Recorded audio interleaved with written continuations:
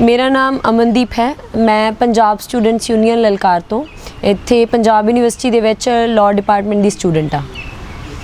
अमन एक गल दसो 10 दिन के लगातार धरने के बाद तुसी यूनिवर्सिटी प्रशासन नूं अपनी गल मनवाउण लई पूरी तरह दबाव पाया तो उन्होंने मान भी लिया। इस हुण आगे किस चीज़ लिए संघर्ष करना है, आगे का संघर्ष किस बारे होने वाला है? इत्थे यूनिवर्सिटी के अंदर लाइब्रेरी नूं खुलवाउण लई 10 दिन रात का धरना कीता स्टूडेंट्स ने ते अपनी यूनिटी के दम ते ओ यूनिवर्सिटी प्रशासन जिहड़ा पूरा ढीठ सी, जिहड़ा मान ही नहीं रहा सी विद्यार्थियों की कोई भी मंग, उन्हां नूं झुकाया, उन्हां नूं गोडे पर नहीं कीता ते आखिरकार उन्हां नूं लाइब्रेरी खोलनी पई। ते अगली मंग भी अपनी यही है भी क्यों कल्ली लाइब्रेरी ही क्यों? यूनिवर्सिटी है जिहड़ी वो सारे विद्यार्थियों की है, 1 साल का सारिਆਂ ਦਾ बहुत ज़्यादा नुकसान हो चुकिया, असी होर नुकसान नहीं करवाना चाहते।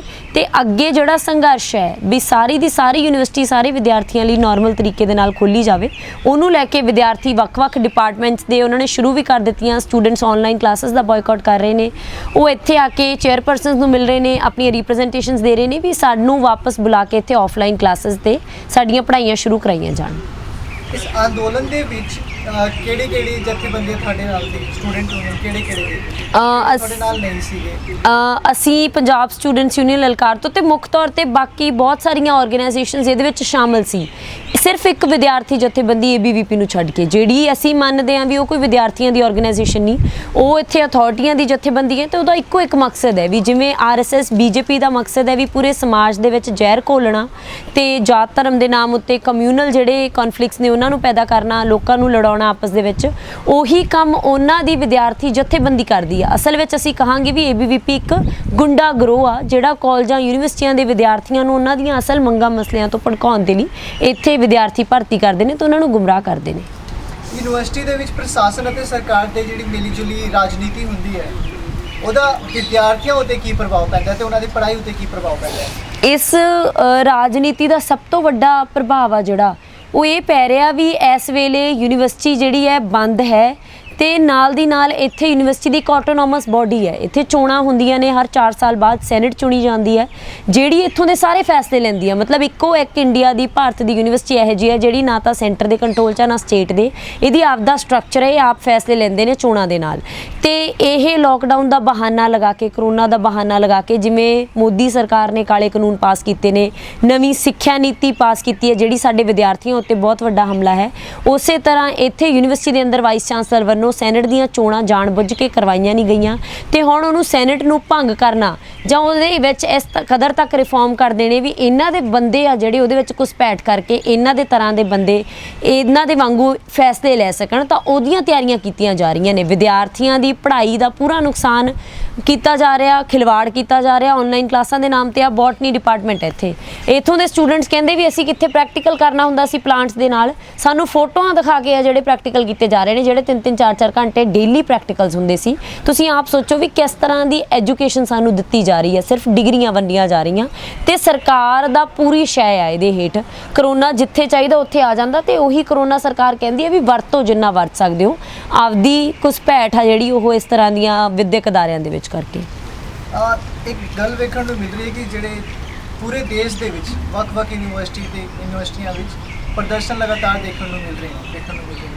इसका मुख्य कारण की है?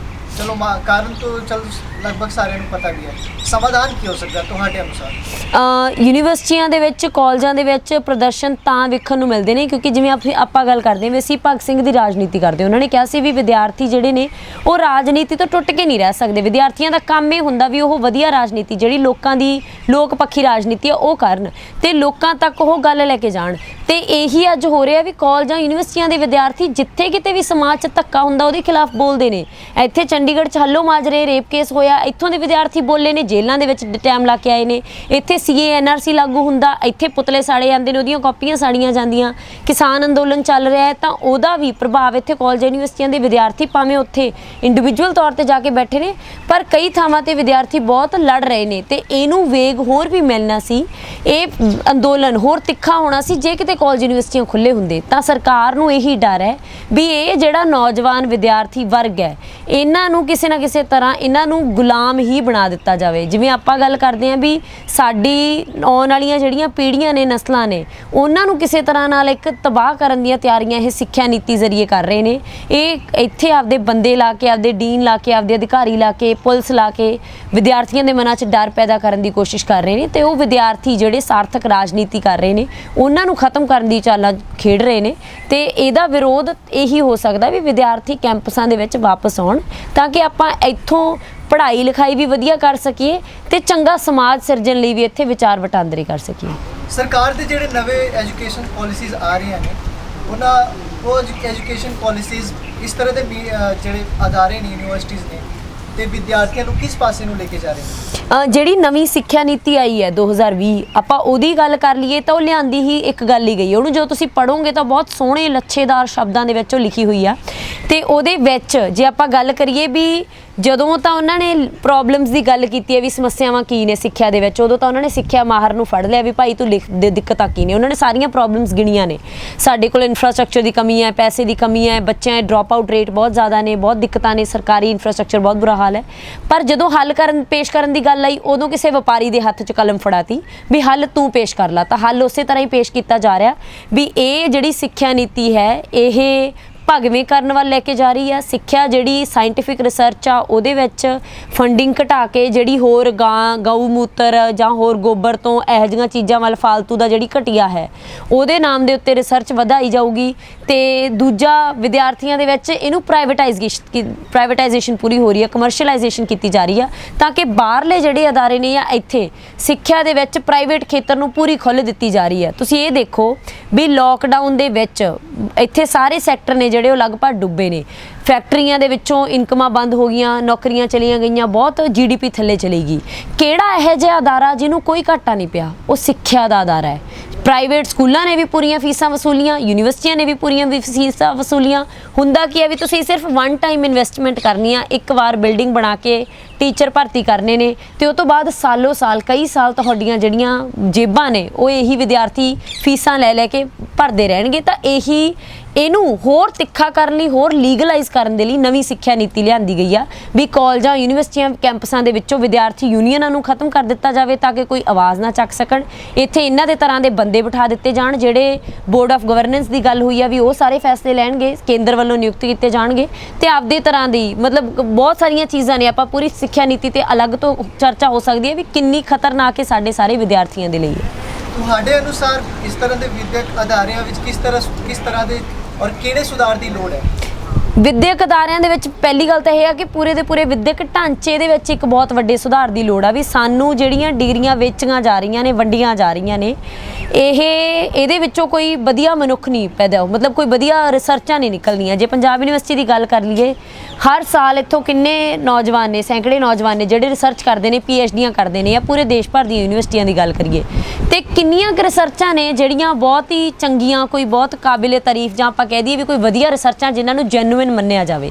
ਇਹ ਕਿਉਂ ਹੋ ਰਿਹਾ? ਇਹ ਸਾਡੀ ਸਿੱਖਿਆ ਦਾ ਮੰਦੜਾ ਹਾਲ ਹੈ ਵੀ ਜਦੋਂ ਤੁਸੀਂ ਇਵੈਲੂਏਸ਼ਨ ਹੀ ਇਸ ਗੱਲ 'ਤੇ ਕਰਨੀ ਹੈ ਵੀ 3 ਘੰਟੇ ਦੇ ਵਿੱਚ ਕਿਹੜਾ ਜਵਾਕ ਕਿੰਨਾ ਰੱਟਾ ਲਾ ਕੇ ਉੱਥੇ ਜਾ ਕੇ ਪੇਪਰ 'ਚ ਉਲਟੀ ਕਰ ਸਕਦਾ, ਤਾਂ ਉਹਦੇ ਨਾਲ ਤਾਂ ਫਿਰ ਉਸੇ ਤਰ੍ਹਾਂ ਦੇ ਹੀ ਬੱਚੇ ਪੈਦਾ ਹੋਣਗੇ ਜਿਹੜੇ ਰੱਟੂ ਤੋਤੇ ਬਣਨਗੇ, ਉਸ ਤੋਂ ਬਿਨਾਂ ਕੁਛ ਨਹੀਂ।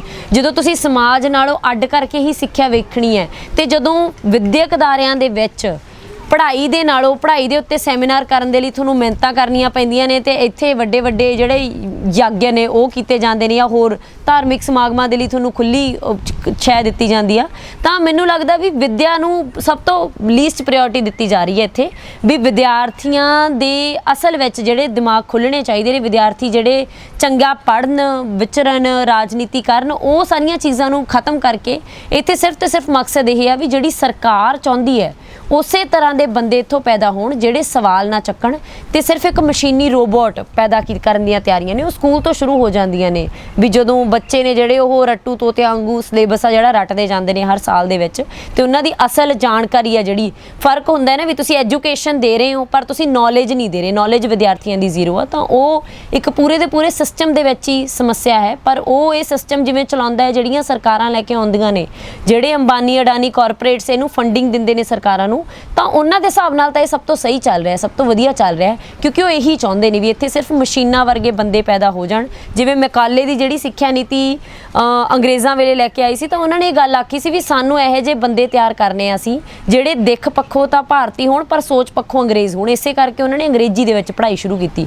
ਸਾਡੇ ਵਾਲੇ ਹਜੇ ਵੀ ਉਸ ਗੁਲਾਮੀ ਦੀਆਂ ਬੇੜੀਆਂ ਦੇ ਵਿੱਚ ਡੱਕੇ ਹੋਏ ਨੇ। ਸਾਡੇ ਇੱਥੇ ਹਜੇ ਵੀ ਰਿਸਰਚਾਂ ਨੇ, ਬੱਚੇ ਆਪਦੀ ਮਾਂ ਬੋਲੀ ਦੇ ਵਿੱਚ ਕਰ ਨਹੀਂ ਸਕਦੇ। ਤਾਂ ਬਹੁਤ ਸਾਰੀਆਂ ਦਿੱਕਤਾਂ ਨੇ, ਇਹਨਾਂ ਨੂੰ ਦੂਰ ਤਾਂ ਹੀ ਕੀਤਾ ਜਾ ਸਕਦਾ ਜੇ ਕੋਈ ਵਿਦਿਆਰਥੀ ਲਹਿਰ ਇੰਨੀ ਤਗੜੀ ਆ ਜਿਹੜੀ ਇਹਦੇ ਖਿਲਾਫ ਬੋਲਣ।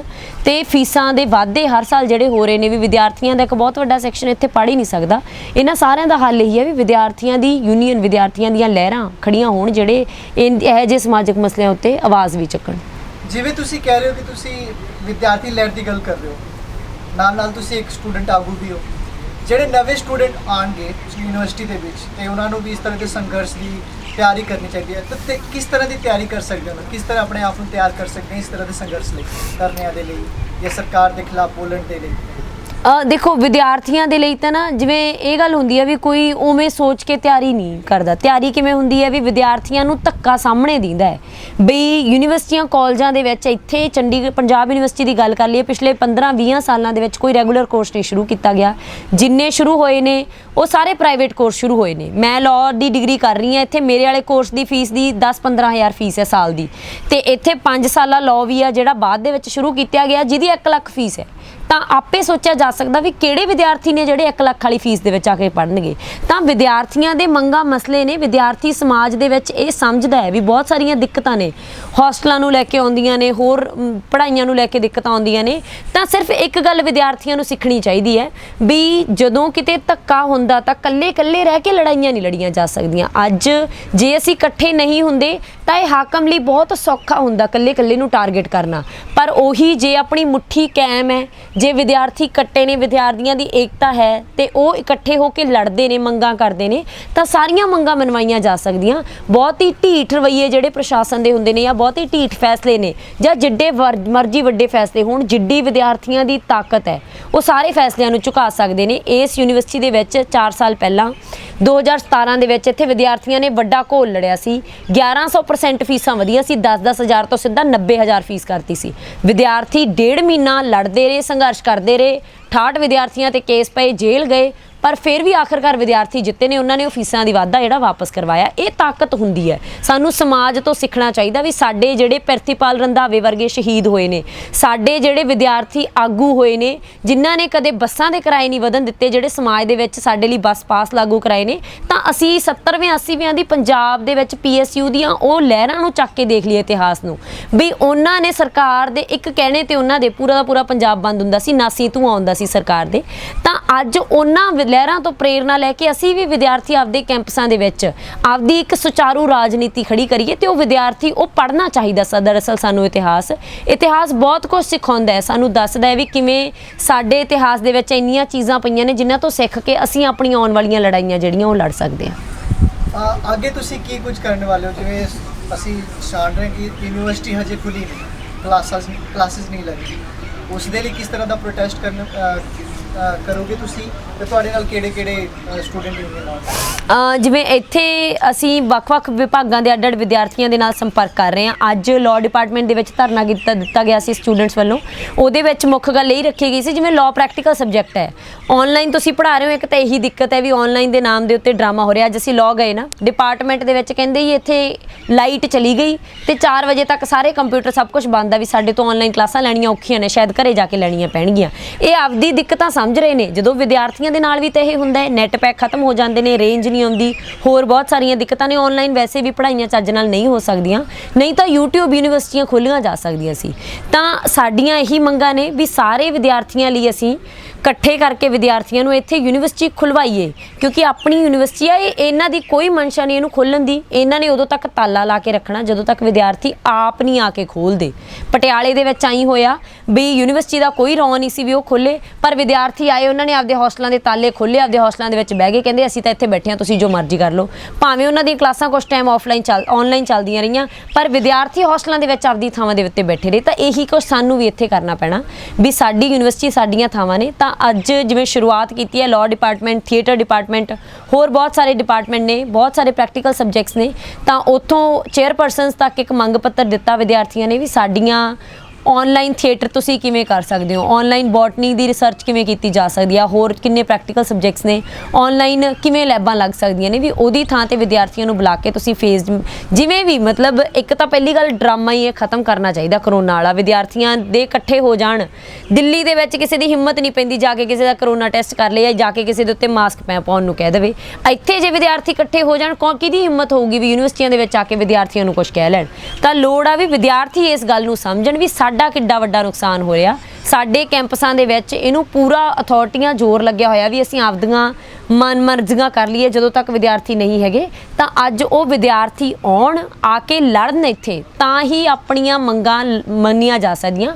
ਤਾਂ ਯੂਨੀਵਰਸਿਟੀਆਂ ਵੀ ਆਪਾਂ ਖੁਲਵਾਵਾਂਗੇ, ਪਰ ਇਕੱਠੇ ਹੋ ਕੇ ਲੜਨਾ ਪੈਣਾ। ਅੱਡ-ਅੱਡ ਵਿਭਾਗਾਂ ਤੋਂ ਸ਼ੁਰੂਆਤ ਕੀਤੀ ਹੈ, ਪ੍ਰੈਕਟੀਕਲ ਸਬਜੈਕਟਸ ਪਹਿਲਾਂ ਨੇ, ਬਾਕੀ ਹੋਰ ਸਬਜੈਕਟਸ ਦੇ ਲਈ ਹੋਸਟਲਸ ਵਿਦਿਆਰਥੀਆਂ ਨੂੰ ਅਲਾਟ ਕਰਾ ਕੇ ਬਾਅਦ ਚੋਂ ਆਨਲਾਈਨ ਕਲਾਸਾਂ ਵੱਲ ਆਪਾਂ ਜ਼ਰੂਰ ਵਧਾਂਗੇ। ਅੰਤ ਦੇ ਵਿੱਚ ਜਿਹੜੇ ਦਰਸ਼ਕ ਇਹ ਵੀਡੀਓ ਵੇਖ ਰਹੇ ਨੇ ਉਹਨਾਂ ਦੇ ਲਈ ਕੋਈ ਸੁਨੇਹਾ, ਕੁਝ ਆਪਣੀ ਗੱਲ ਕਹਿਣਾ ਚਾਹੋਗੇ? ਗੱਲ ਇਹੀ ਆ ਵੀ ਦੇਖੋ, ਸਰਕਾਰਾਂ ਵੀ ਢੀਠ ਨੇ, ਯੂਨੀਵਰਸਿਟੀਆਂ ਵੀ ਢੀਠ ਨੇ, ਬੰਦੇ ਇਹਨਾਂ ਨੇ ਆਪਣੇ ਲਾਏ ਹੋਏ ਨੇ, ਪੂਰੀ ਘੁਸਪੈਠ ਹਰ ਪਾਸੇ ਹੈ। ਕਿਰਤ ਕਾਨੂੰਨ 'ਚ ਸੋਧਾਂ ਕੀਤੀਆਂ ਗਈਆਂ ਨੇ, ਖੇਤੀ ਕਾਨੂੰਨ ਲਿਆਂਦੇ ਗਏ ਨੇ, ਨਵੀਂ ਸਿੱਖਿਆ ਨੀਤੀ ਲਿਆਂਦੀ ਗਈ ਹੈ, ਸਾਰੇ ਪਾਸਿਓਂ ਮਾਰੂ ਹਮਲਾ ਸਰਕਾਰ ਨੇ ਕੀਤਾ ਹੋਇਆ ਤੇ ਇਹਨਾਂ ਦਾ ਜਾਰੀ ਰਹੂਗਾ ਹਮਲਾ ਜੇ ਲੋਕਾਂ ਦੀਆਂ ਲਹਿਰਾਂ ਇਹਨਾਂ ਦੇ ਮੂਹਰੇ ਚੱਟਾਨ ਬਣ ਕੇ ਨਹੀਂ ਖੜਨਗੀਆਂ।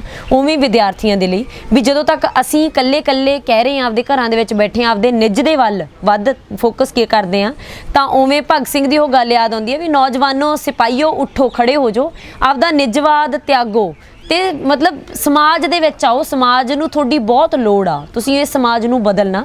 ਤਾਂ ਆਓ ਆਪਾਂ ਸਮਾਜ ਦੇ ਮਸਲਿਆਂ ਨੂੰ ਲੈ ਕੇ, ਆਪਣੇ ਮਸਲਿਆਂ ਨੂੰ ਲੈ ਕੇ ਅੱਗੇ ਆਈਏ, ਬਦਲੀਏ।